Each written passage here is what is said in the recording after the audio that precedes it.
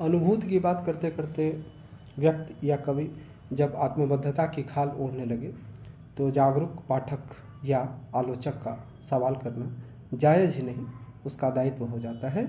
क्योंकि इस प्रकार का साहित्य हो या राजनीति में इस प्रकार की चीज़ें हों या समाज में इस प्रकार की चीज़ें हों, वे अंततः विघटन और विनाश के रास्ते पर ही ले जाती हैं समाज को या व्यक्ति को या एक राष्ट्र को।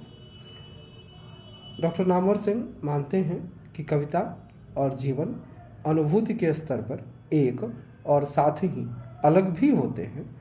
दूसरे शब्दों में कहें तो वस्तुपरकता में आत्मपरकता और आत्मपरकता में वस्तुनिष्ठ दृष्टि की खोज, यही अनुभूति का प्रमुख कार्य है। यानी आत्मपरकता में वस्तुपरकता की खोज और वस्तुपरकता में आत्मपरकता की खोज, यही अनुभूति का कार्य है। यानी अनुभूति वस्तुपरकता और आत्मपरकता को एक धरातल पर ले आती है।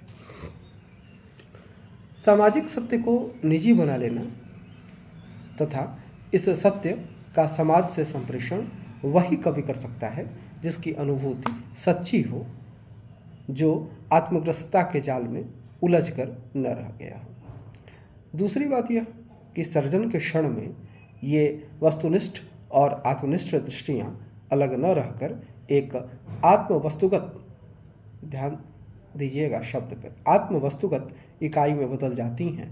पर यह कार्य आसान नहीं है।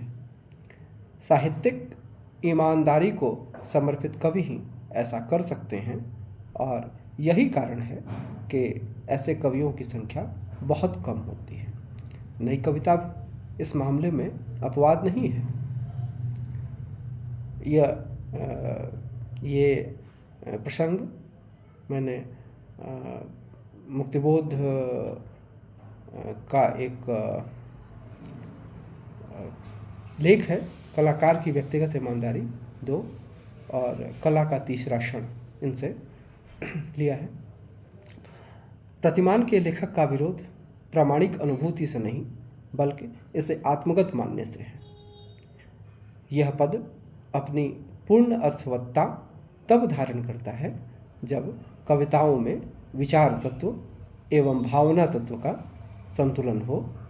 मुक्तिबोध के शब्दों में इसे संवेदनात्मक ज्ञान या ज्ञानात्मक संवेदना कह सकते हैं। ज्ञान से परिपुष्ट संवेदना या संवेदना से परिपुष्ट ज्ञान। जिस प्रकार हमारी जिंदगी, जीवन और मृत्यु, इन दो छोरों के बीच क्रिया प्रतिक्रिया